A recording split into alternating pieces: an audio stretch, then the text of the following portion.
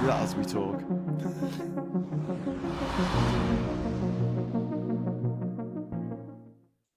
Hello and welcome to GEOSCOPE on Labour Social. I'm joined by Ollie Bowler Hatman. How you doing, Ollie? I'm all right. First You all right? GEOSCOPE of the year. Yeah. It's all good. There you go. Graham Hughes, Labour Social. Look at that. It's professional and everything.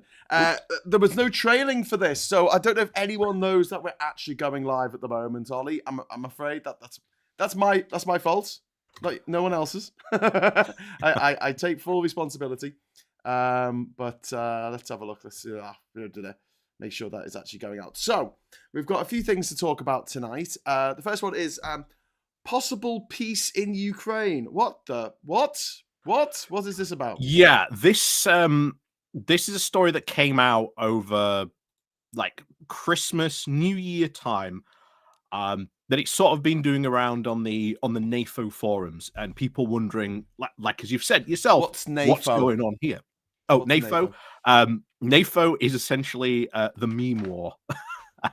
Okay. It stands for the North Atlantic Fellows Alliance, and it's a group of people who are very pro-Ukrainian, fighting Wouldn't that back be against. NAFA? No, yeah, well, NAFO. Yeah, but alliance isn't a word. It should be NAFA.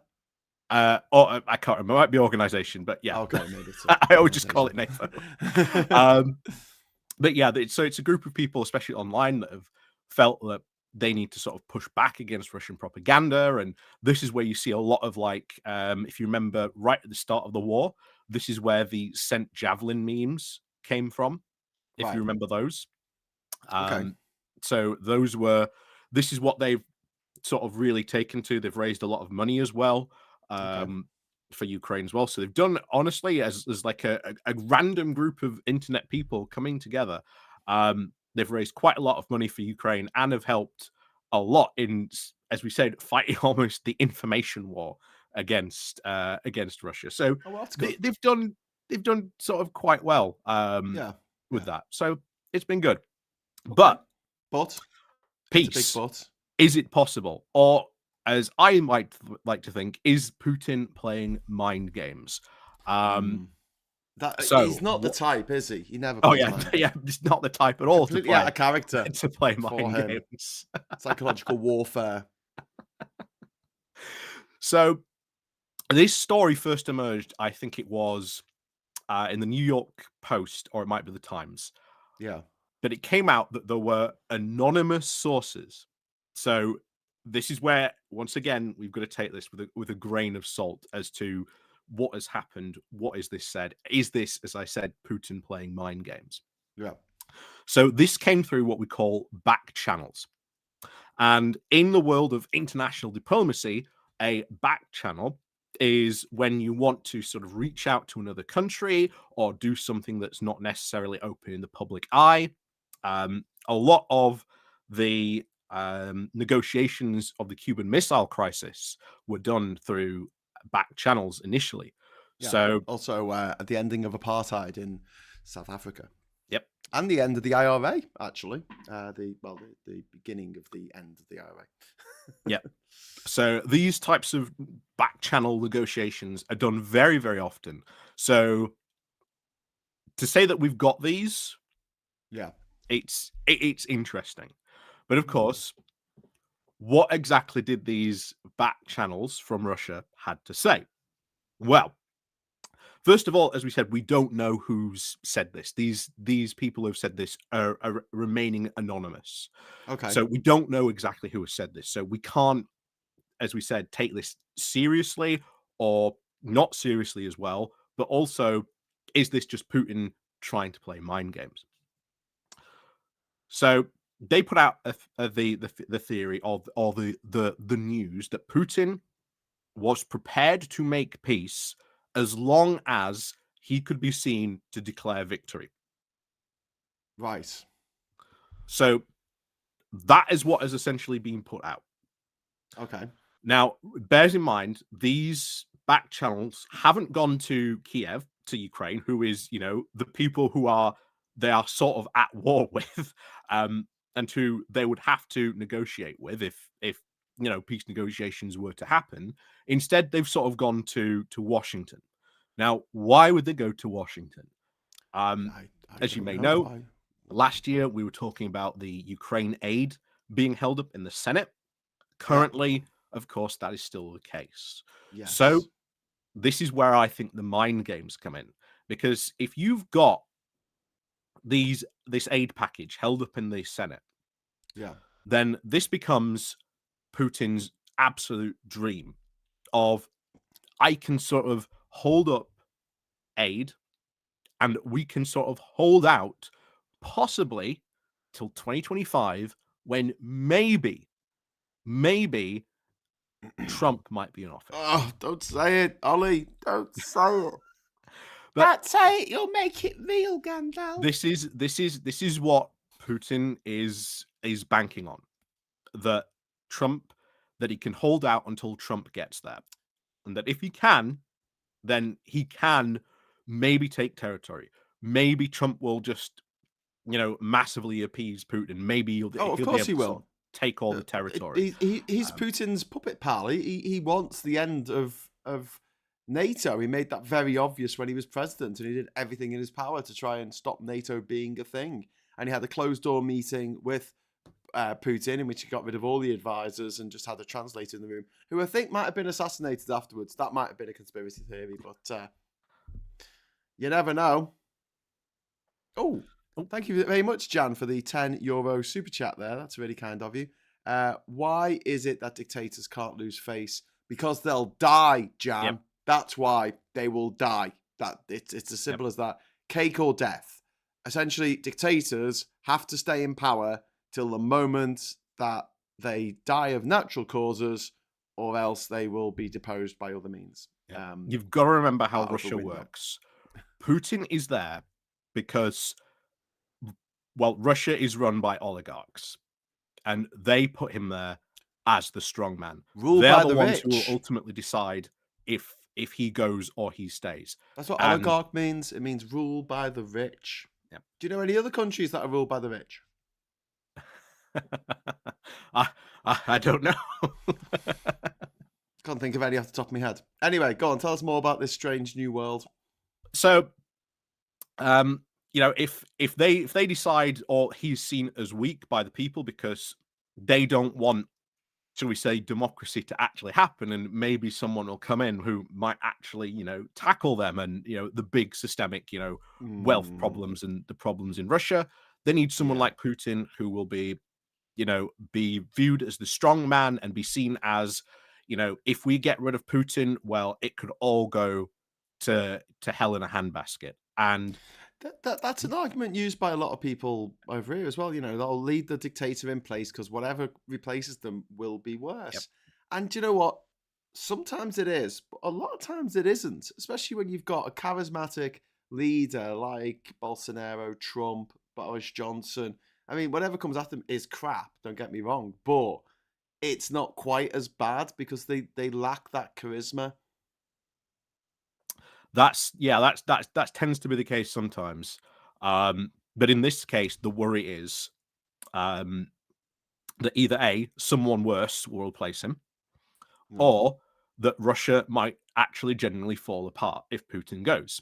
This is the big worry that a lot of people have cited for the German Chancellor, Scholz. This has been the big reason why a lot of people have initially said during the early stages of the war why Germany wasn't prepared. Like it was backing Ukraine, but it could have done a lot more. And now that seems to have changed. The Germans have massively invested in their military. They've massively stepped up equipment production. So that seems to have changed on that face. But the word at the beginning in Germany was, we want Putin to lose, but not too bad, because we don't want him to lose face. He can lose the war, but he can't lose face. Yeah. So how would this actually come about? I mean, the only way I could see is if he agreed to go back to the sort of the January 2022 borders, in which he's got a chunk of the Donbass region and he's got Crimea. Let me have them and I'll leave you alone. Yep. That is, I think, what Putin would ask for. But you've got to remember, while all these back channels have gone on, you've had Putin once again reiterate that he will not accept anything less than the total absolute capitulation of Ukraine. And they've once again reiterated their demands, which basically amounts to Ukraine losing over 25% of its territory, 80% of its coastline. It would lose most of its raw resources in coal, saltpeter, farmland in east Ukraine. It would lose not only that, the population potentially as well. What happens to all those people who get left behind? That's a very, very worrying question I think everyone should be worried about as well.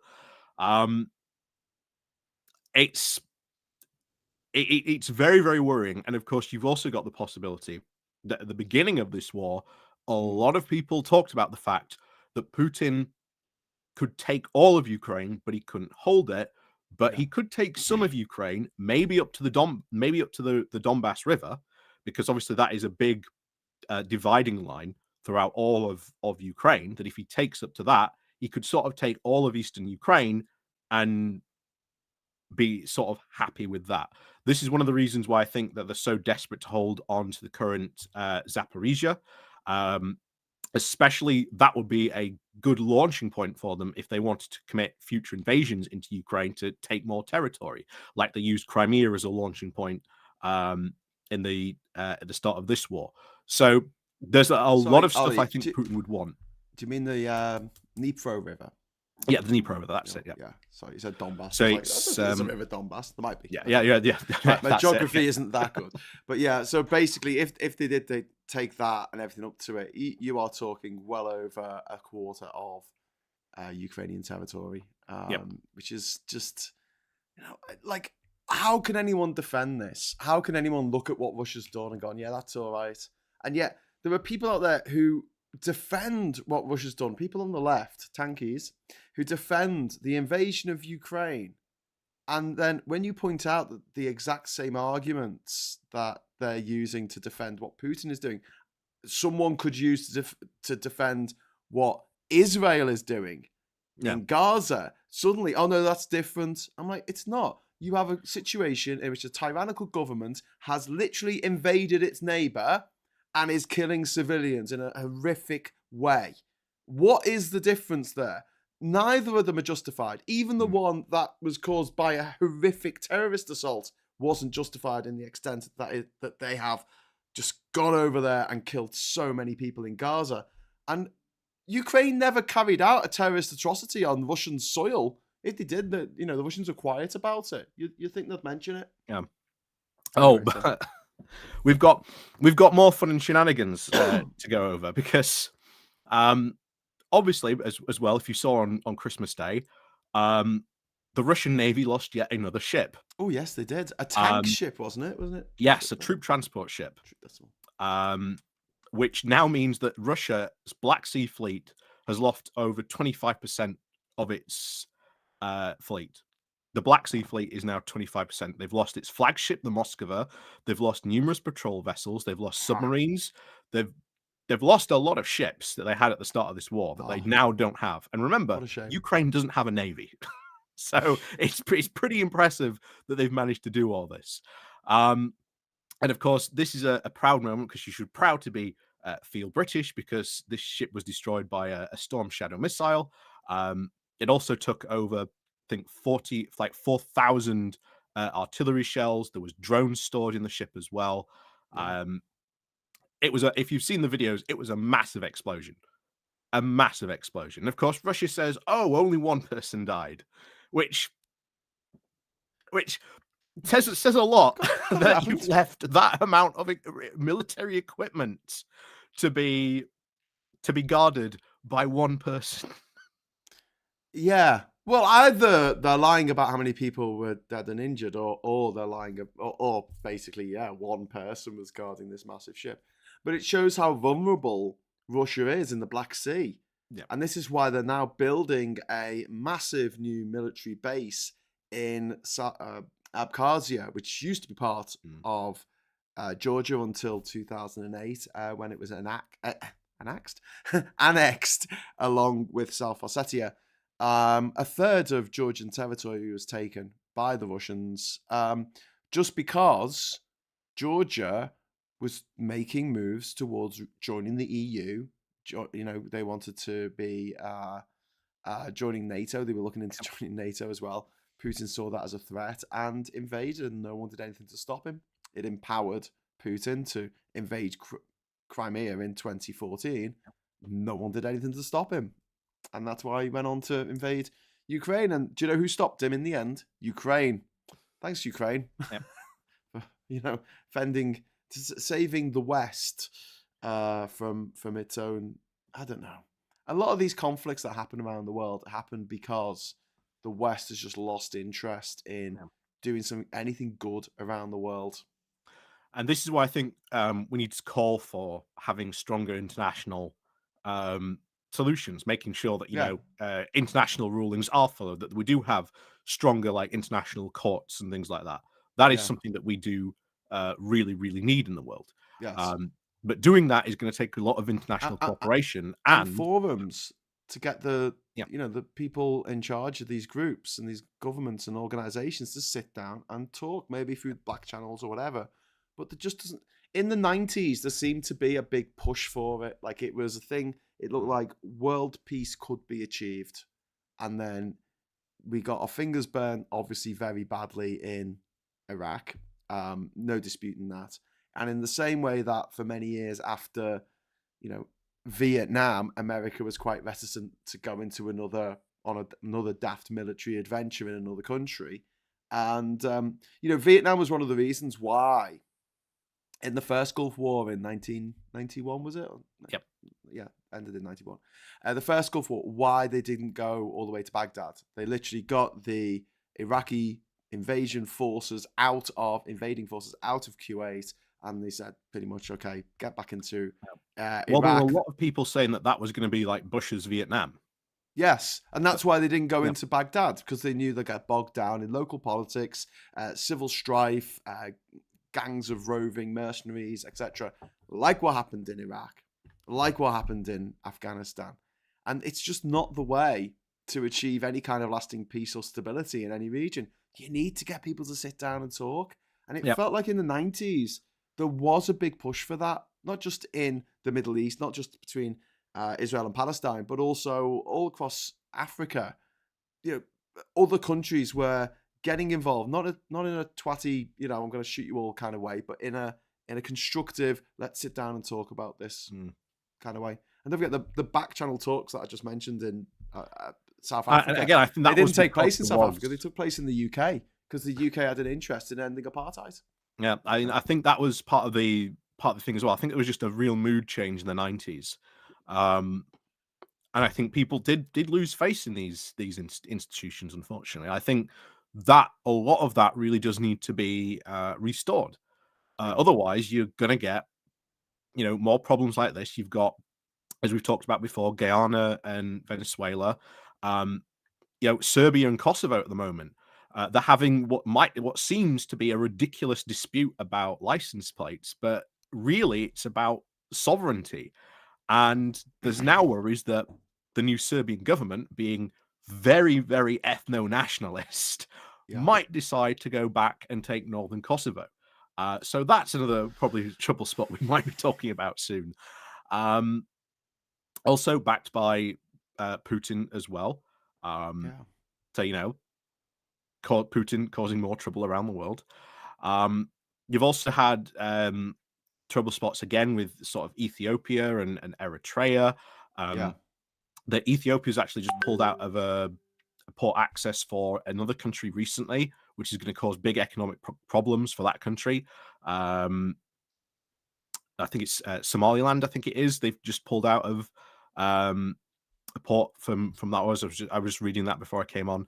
There are a lot of problems around the world that if people are willing to sit down and talk about them, yes, we can find solutions to these problems. We can find ways that this doesn't escalate into violence.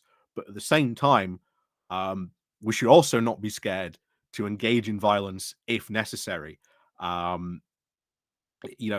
because sometimes, people like Putin, that's their language. And you've Yeah, not okay. got to be afraid to engage in force or Yeah. interventions, if we need to. But the UN peacekeeping forces, I remember talking to someone who had spent a long time in Western Sahara, which is the south of Morocco. It's been de facto part of Morocco now for 40 years. And the people of Western Sahara, they are historically, it was the Spanish Sahara, whereas Morocco was French. And they were very late getting independence. And when they did, the Moroccans basically took them over. And the Moroccans had some historical background to this because it was part once of the Kingdom of Morocco, I guess, many moons ago. But the point is that the UN turned up, and they've been there ever since, keeping the peace. And you're kind of there, and you're thinking, what are you doing? You're just driving around in your vans, doing that, in your Jeeps with the UN written on them, doing nothing. But the reality is, they're stopping terrorist groups from forming and getting on with stuff. And I really believe that if we had UN peacekeepers in Gaza,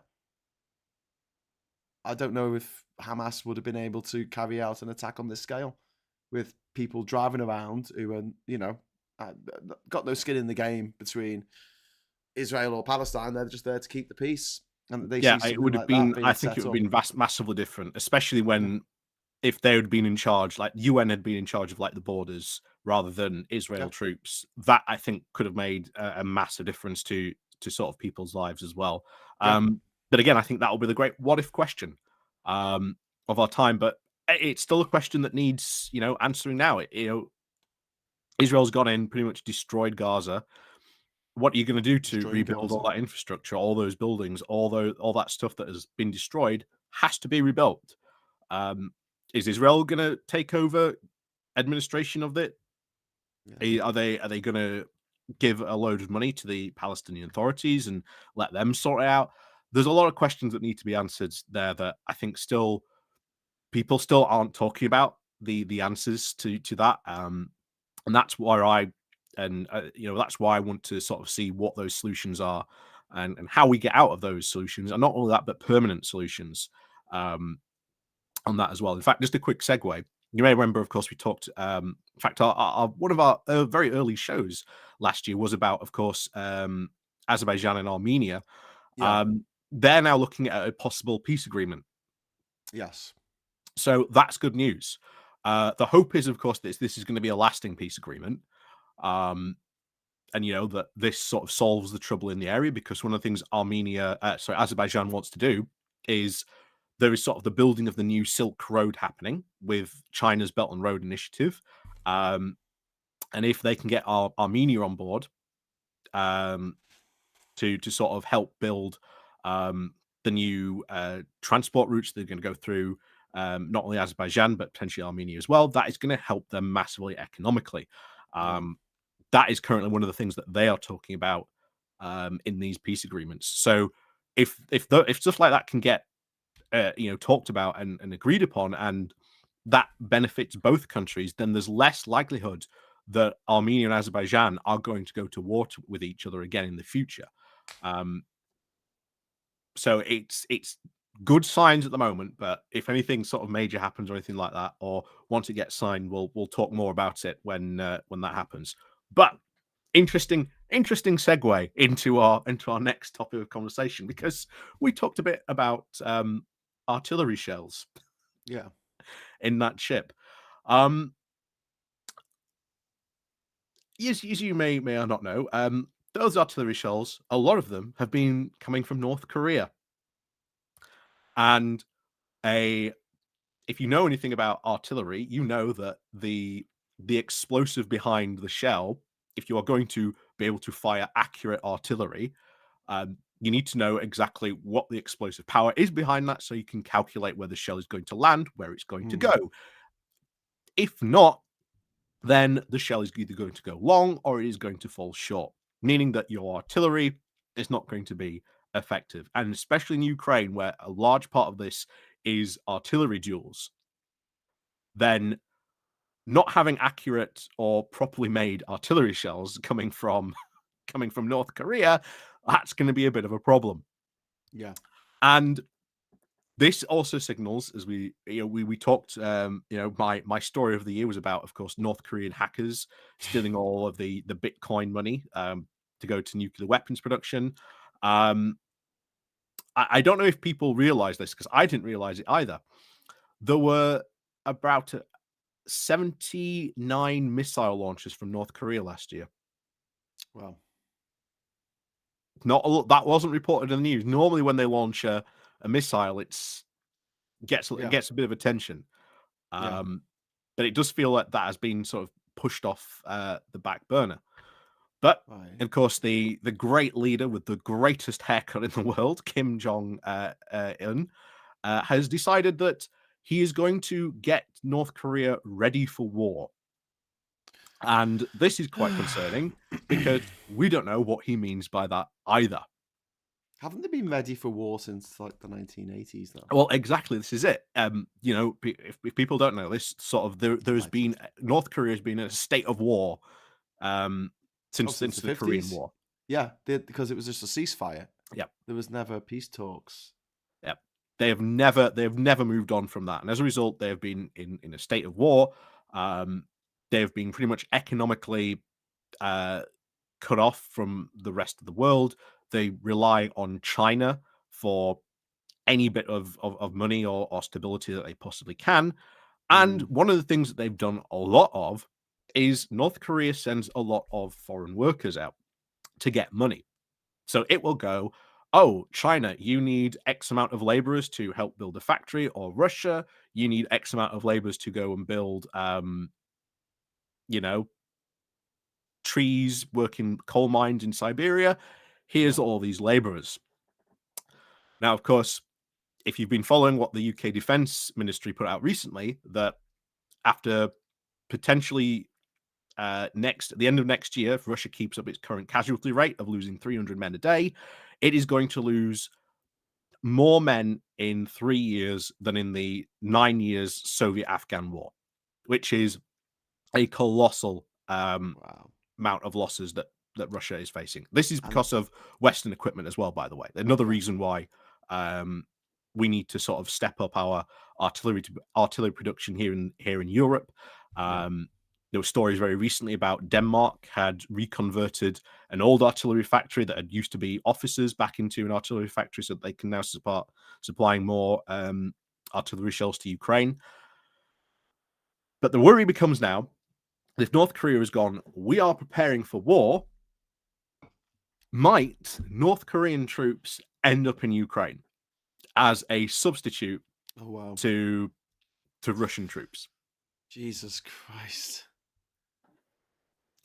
That is the genuine worry now that becomes. Wow. Because if he's announced that, then that initially states mobilization orders. Yeah. So while North Korea does have a large standing army, it can mobilize even more if it goes through with these mobilization orders that he now has access to. So it might have been true. It might be ready for war, but not the war that you were thinking. Yeah.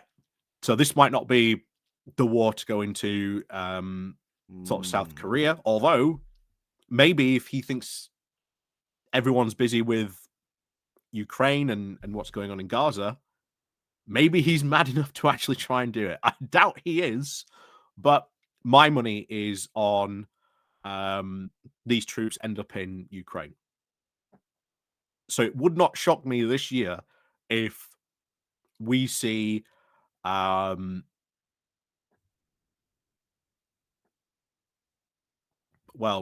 we see North Koreans end up being captured by the Ukrainians in those conflict regions over there.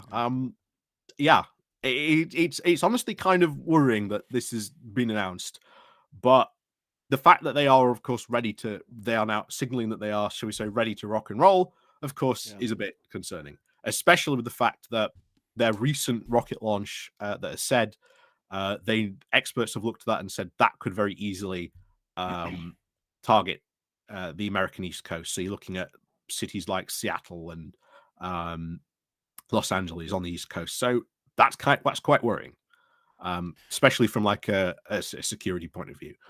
Well, also Hawaii. Yep. And Guam and the Northern Mariana Islands. There's a guy in the chat. I think it's a guy called something like Skilski. It's in Cyrillic, saying the UK needs to focus on its own problems before looking for others. And I disagree with that because everything's connected. No country lives in isolation from any others. The fact that the Houthis in Yemen are now firing on cargo ships and fuel vessels coming up through the Red Sea towards the Suez Canal means that our food prices are going up in this country, and our fuel prices are going to go up as well. Like our energy prices are going to go up. Everything's connected, and nothing happens in isolation on this planet. I think the fact of global climate change is enough to teach us that. Yeah, I mean, not only that. If you look at it from a moral point of view as well, Ukraine is, I think, incredibly moral war to fight. That the Ukrainians are fighting essentially for their sovereignty.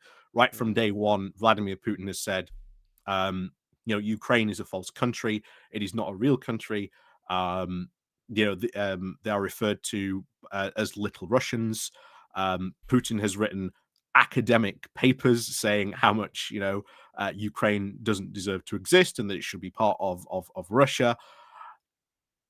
Yeah, we can go on and on and on about the fancies that Putin has, but of course this is going to have worldwide consequences. Yeah, absolutely. You do not want countries to be able to go, we are the stronger country, so tell you what, you are ours. Yeah, and if you look at the justifications Taiwan, that Putin has isn't it? used, if you look at the justifications Putin has used, well, that technically means that we could take back Ireland, we could take back Canada, we could take back like the US East Coast. After all, that was historically ours. We could take back all the Caribbean islands and Jamaica, Australia, New Zealand, Singapore. This shouldn't be how international diplomacy is operated and done. You should not be able to allow like a strong man to just walk in and just say that's all mine now. And democracies like you see in Taiwan would just disappear overnight if China took over. We saw what happened to Hong Kong with that. So I just think of Taiwan and I think of Guyana, and I think of Belize, countries that have neighbors that are bigger than them who basically want their territory. They want to take over their territory. The people who live there don't. The Falkland Islands. Yep. We can talk all day about whether Britain should have these far-flung territories around the world, but the fact is, the people who live on the Falkland Islands want to be British for whatever reason. They want to be British. They do not want to be Argentinian, which brings us on to our third topic of the season. Melei, the crazy what's it called? Anarchistic capitalism. Anarcho-capitalist. Anarcho-capitalist, that's it. Our favorite anarcho-capitalist, our favorite chainsaw-wielding anarcho-capitalist in Argentina, who's just got rid of 300 laws. How can he have the power to do that? That is ridiculous. How can one person have that much power in a democracy? So how he has done this exactly? He has issued what is called a DNU, which is a necessity and urgency decree. So this is effectively like a really important presidential edict.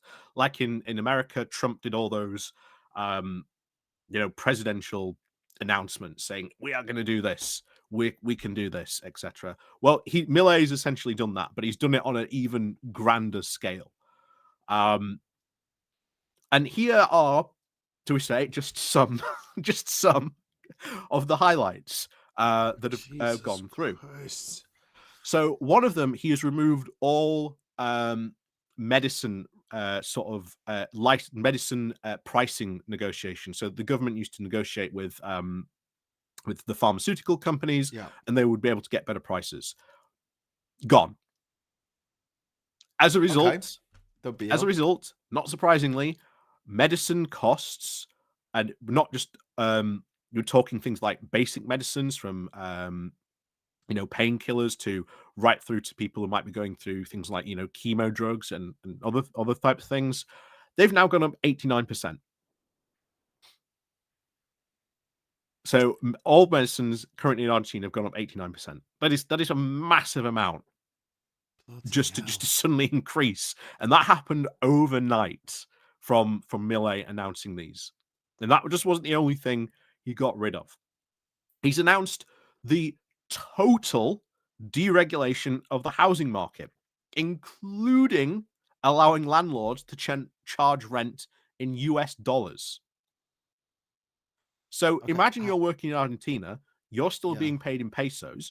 Remember, the peso has just been massively devalued by 50%.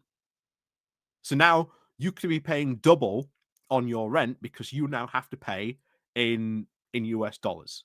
Yeah. So your rent has been effectively doubled if your landlord decides to do that in Argentina. That's one. Executive orders. Yep. Oh, I hate the presidential. Could I just say before you go on? I really hate the presidential model of democracy. I don't think it's democratic. Give me a parliament any day. Give me a constitutional monarchy over a presidential system. But I'd rather not have a monarchy. I'd rather just have a democratic system in which you don't put this much power in one man's Well, the whole thing with, again, presidential democracies is meant to be checks and balances. And the worst thing about Argentina at the moment is there seems to be almost no checks and balances actually happening at the moment. This is going on. It's it's honestly it's crazy what's happening at the moment in Argentina. But like I say, it's about to get worse. He's completely deregulated protection of land sale. So prior to this, land or plots over 1,000 hectares couldn't be bought by foreign capital. Of course, if you've devalued your economy, you can buy massive acres of land at completely knocked down prices.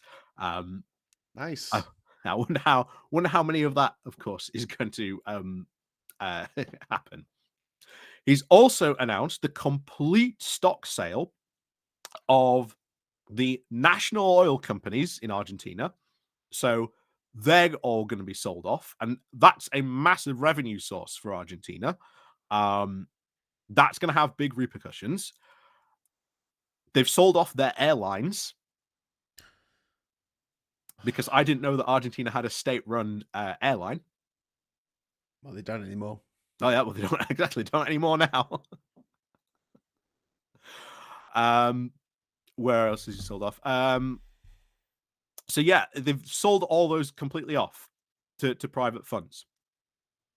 Yeah. He's also taken away the subsidies for transport. So in Argentina, your transport used to be subsidized because it's one of the most urbanized places in the world. And bus tickets have gone, right? Get ready for this. Bus tickets have gone from $50 to $500. Wow. I hope that's not US dollars. Is that pesos? US dollars, yeah. US dollars for a bus ticket. Yep. Holy shit. And remember, if your company's still being paid in pesos, your public transport usage has just become astronomically more expensive. Jesus Christ. And of course, we're still not finished there yet, because one of the things, if you remember, we were talking about the anti-protest laws that are happening. Right. So if you get identified at one of these anti-Melei protests, you lose your social security.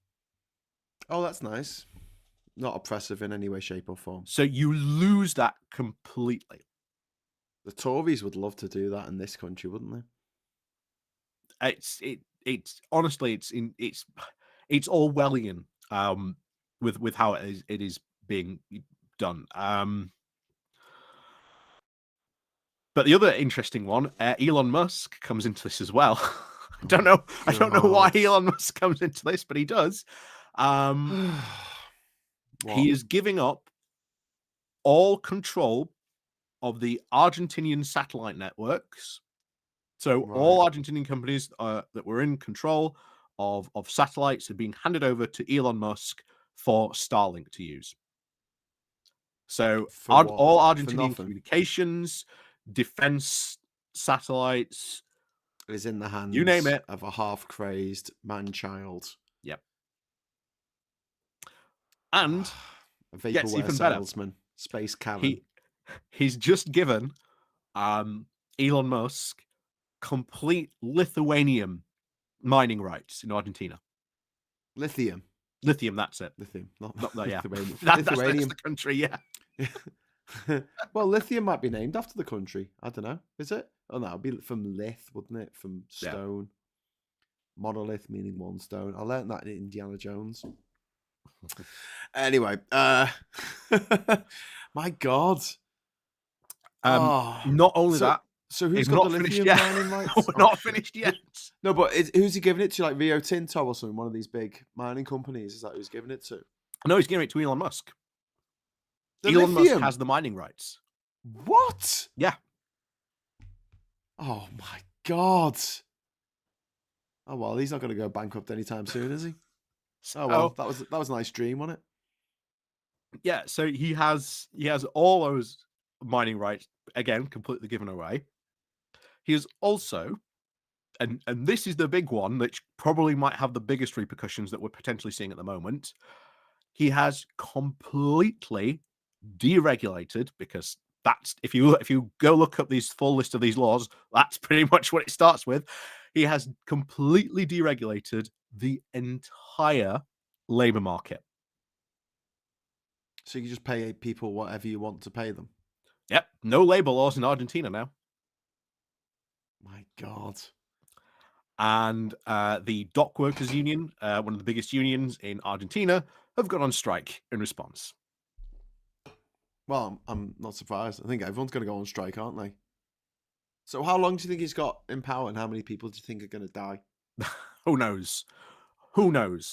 But honestly, these... I just don't know. I agree. I don't know how long he stays in power. With all these crazy rule changes and whatnot, yeah. I don't know how he stays in power. Honestly, I don't know. Will he be in power this time next year? I don't know. I don't think he will. Well, I mean, will there still be in Argentina this time next year? I mean, what if Patagonia says, "Oh, we're not having this. Yeah, we're doing our own thing. We're all half Welsh anyway." It's honestly, it's just so insane that this has happened. Oh, the other thing was this. There's more. This is even worse, right? Because let me set the stage for you, Graham. Yes. Imagine you go into Tesco's, right, and you see, let's say you buy. You're hungry. I want a chocolate bar. So you go into Tesco's and you see. Sounds like something I'd say. There's a Cadbury Dairy Milk. It's £1. You then walk to the till. Yeah. You then scan your item, and the till comes back with that candy bar, or your chocolate bar, to not use the American turn of phrase, costs £10. Oh, okay. And you like, oh, this can't be right. This can't be right. What's going on here? So you bring over your assistant, the assistant, the till assistant. You say, this can't be right. It said it was £1 on the, on the shelf. I've come over. It's now scanning across as 10. They go, oh, don't worry about that, sir. That must be a mistake of some sort. Let me just undo that, and we can scan it again. So when they go to scan it again, it's not coming back as 10. It's now 15. Right. So remember when we were talking about Melei removed protections for medicine and the bargaining rights? Well, he also removed protection for pricing rights on things like Consumers. basic food. He removed a ton of subsidies as well from Argentinian farmers. So this has caused absolute chaos in the Argentinian food market sector, which It has. essentially caused checkout tills not to be able to keep up and supermarkets not being able to keep up with the insane price rises that were happening. There are videos of people desperately arguing with cashiers, wondering why on earth this thing that should have cost like, you know, a pound is now costing a tenner. And when they're rescanning it, the price is just constantly going up. It's just bouncing all over the place because the companies were like, there's just so much price changes going on in just one day that the companies just and the tills just couldn't keep up. Yeah. It's absolutely Jesus bananas. Christ. My God. My heart goes out to the people of Argentina who didn't vote for this shit. The people who did. Like, what's going through their heads? Do you know what I mean? Like, oh, you know, life's hard. Let's make it harder. Mm. And it's always the same, isn't it? Everywhere in the world, all the way back to Mussolini, Hitler, even before then. Simple solutions to complex problems. People vote for it. They'll panic and they'll vote for it. They'll panic and make a really bad decision. And it just shows the power of propaganda, the power of, you know, the rich over the minds of people who are, you know, they're lazy. Mm. The people who voted for Brexit, the people who vote for Trump, the people who vote for Melei, Bolsonaro, they're lazy. They're fucking lazy.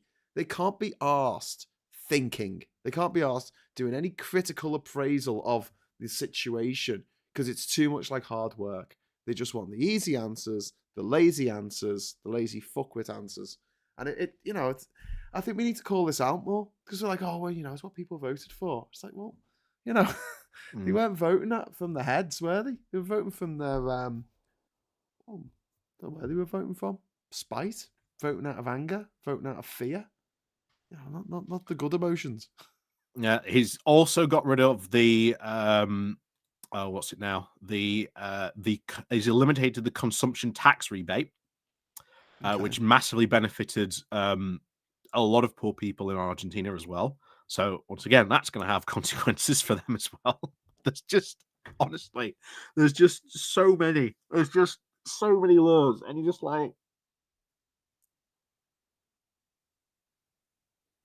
I don't know how he stays in power. I really don't at this point. The amount of just crazy things that have happened. And I think the only good thing that will come out of this is if you remember Liz Truss. Liz Truss was like the standard bearer, the banner carrier for this free market fundamentalism that had been heavily pushed by the hard right, and that was ultimately what Brexit was meant to be about in unleashing the British economy. Went to like deregulate everything, and of course, this when is she this tried, is what Truss wants to do in this country, yeah, isn't it?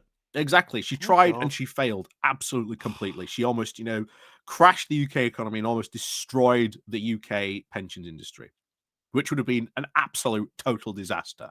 Yeah. You know, what we have now is a complete cakewalk to what we could have had. Don't get me wrong, it's bad now, you know, for many people economically, but could have been even worse, like 1,000% worse. And yet, this whole anarcho-capitalist economic theory that has been espoused everywhere you see this online, you see these people going, oh, if only we did follow these anarcho-capitalist rules, how wonderful our economy would be, how free we would all be, how wonderful it will be. Well, he's following this anarcho-capitalist rule set, and it's all going to end in tears. It's all going to end in an absolute nightmare. And ultimately, it's going to be really the end of any or anyone taking like anarcho-capitalism seriously as some sort of economic model for people to follow. Well, anarcho-capitalism is just libertarianism. Yeah. Just another name for it. It's this idea of not having a government, letting the rich do whatever they want, and only having laws to keep the paupers in place. Unfortunately, 99% of us are the paupers in that situation. Yeah, it's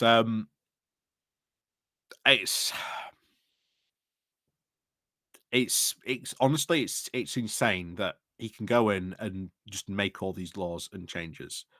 And one of the worst things is that you've got the Conservative Party, um, who are really propping up his government. They're backing this as well. What, the Tories in our country? Oh no, not in our country, but they're I their could see version them of doing what that, to it be is. honest with you. Yeah, But yeah, their version of it, they're backing him. Yeah, it's the same in they're America backing. with the Republicans backing Yeah. Trump because they see it as a gateway to power. They don't care about what he's done, the crimes he's committed, the people he's killed, the people he's had killed, the women he's abused. They don't care about any of that. They just want power. Mhm. They want power because power equals money, and money allows them to do what they want. Um, it's pretty painful. Mm. Sarah says, "Hi everyone. I emailed my MP Graham after your video today. Great. I'm trying to get everyone to write to their MP to complain about James Cleverly or Jimmy Dimley, as John Crace likes to call him, making this joke about Rohypnol, Mm. which is completely out of order." And someone said, "Oh, you wouldn't complain if Jimmy Carr did it? What, as part of a stand-up comedy thing where he's trying to be a bit edgy?" Okay, whatever. This is the Home Secretary on the day that a report came out about the Mm. use of rape drugs, and he's making jokes about it. Any other politician in any other party would be out in their ear after that, but no, he clings on. Like and Rishi Sunak's like, "I consider the matter closed." So I just feel like if everyone writes to their MP, Labour, Yeah. Conservative, Lib Dem, doesn't matter, Oh yeah. SNP, and says this is out of order, he has broken the ministerial code. I want you to bring this up in Prime Minister's questions next week or whatever. I mean, there's stuff that needs to be said because this is disgraceful, absolutely disgraceful. And it's interesting that the newspapers haven't gone for him. Mm. If he had been, imagine if it had been Gary Lineker, newspapers would have just Yep. had a bloody field day, wouldn't they? Again, it would have been like the right wing newspapers. They know they've got a long practiced history of Yeah. stirring up media controversy and just going after things like this. Unfortunately, and they're allowed to get away with it. I mean, we talked about the Farage banking scandal. If you remember that was massive Yeah. during the summer. Well, Yeah. Farage has just been proved that it was the bank had every right to get rid of him. They were losing money by Private having him as a enterprise. customer. Joe, this really annoys me. The idea that there's this thing called freedom, which entails me being able to go anywhere I want and say and do anything I want because that's my freedom, Ollie. So Mhm. I can come round to your house, stand in your living room with a big long speech you prepared about how much of a dick you are, and I can read that out in front of your family because it's my freedom to do that. And when you say no, it's private property. I'd have to let someone into my. Oh no, but if someone goes into the down to speak at a university or speak at a venue or speak in a pub, yeah, or drink in a pub. The idea that you can't bar someone because that's being woke or that's cancelling them, it's ridiculous. It's a private enterprise, and I don't see any difference with social media. They're privately owned companies. If they don't want people on their sites because they drive down advertising revenue. Elon Musk. It's up to them. It's up to them entirely. And this whole nebulous idea of what freedom really is. But my freedom to throw a punch ends where your nose begins. End of. There was a really good point that I wanted to make. Big shout out to Real Phil there for the super chat. Thank you very much. It's very kind of you. Sunak therefore endorses threats to women officially. Does that surprise you? It doesn't surprise me. There was a really good point made about the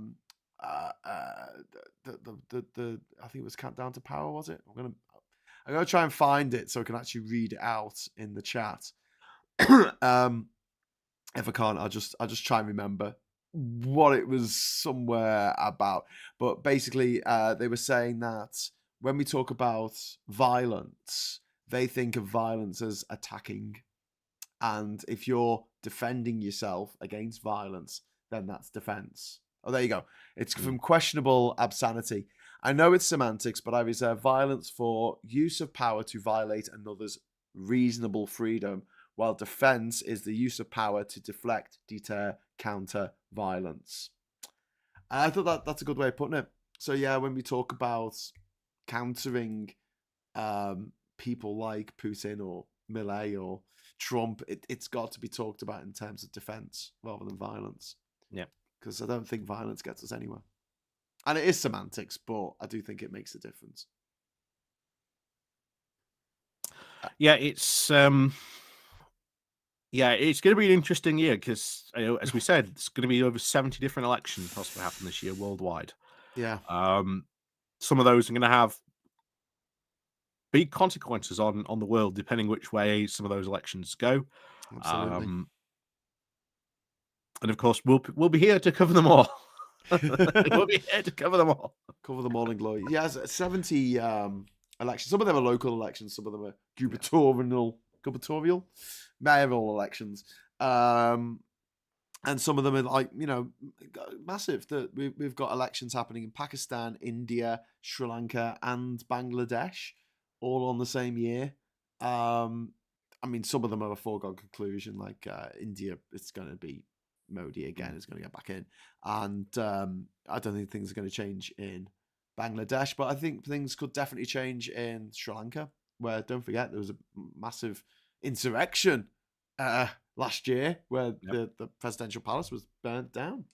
And also in Pakistan, where Imran Khan he's got out of jail, and there's a good chance that he might actually win again and become president again of Pakistan.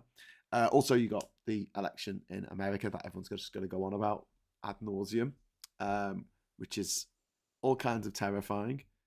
And then you've got the UK.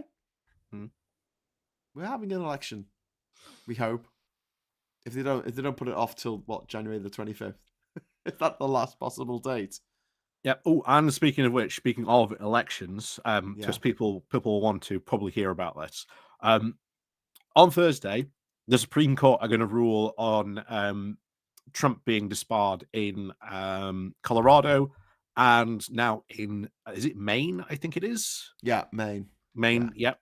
He's not disbarred. He's not a lawyer. He's just been taken off the. Being taken off the ballots. Ballots. It's been deballoted. In those two states. This is, of course, because of the 14th Amendment, but there's a lot of the experts have said it is very likely not to succeed because, well, Trump's never been charged with insurrection formally, nor has he been convicted of it either. So, sort of the 14th Amendment doesn't apply to him. But there's a lot of people getting really excited about this, and I'm like, guys, as funny as it is, and I will agree, it might not work. It's not going to work, unfortunately. Well, not with this Supreme Court. Yeah, especially with the Supreme Court. Yeah. So how do you know it's going to be on Thursday? Because that's when they're going to meet for the ruling of it. Oh, okay. Or at least it was. I think it was the 4th they were going to meet on. I think it was. I hope it was. But I know it's happening very soon now. This is one of those things where they're expediting it because it's one of those things that can't really wait. So it's going to be heard a lot sooner than it normally would do. Right.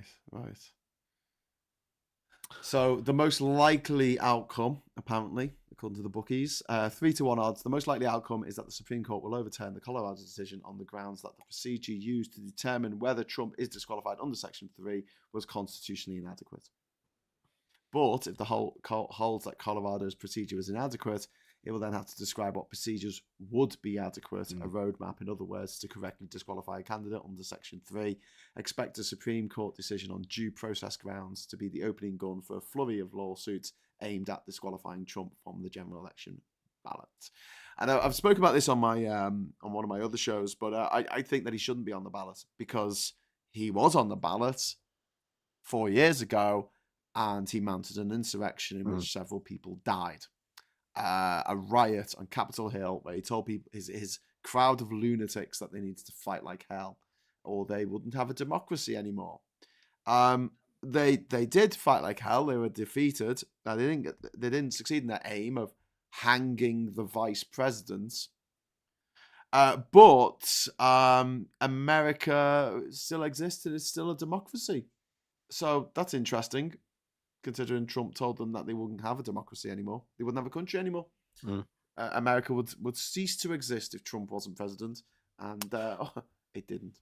Oh yes, one last thing as well, because again, it's funny to laugh at Russia and its absolutely ineptitude. You may have seen recently the Russians tried to claim I'm a master that strategist. Ukraine had shelled Belgorod. Yes. This is sort of like the closest city to the Russian border. Experts have looked at the footage, and of course, more video has emerged of a Russian anti-air missile being fired and then turning right back around and landing into really? Belgorod. Yes. So they shot themselves in the foot. Yep. Not only that, as that happened just a couple of days ago, We're but lucky they're so today fucking they stupid. also bombed one of their own villages. Oh my god.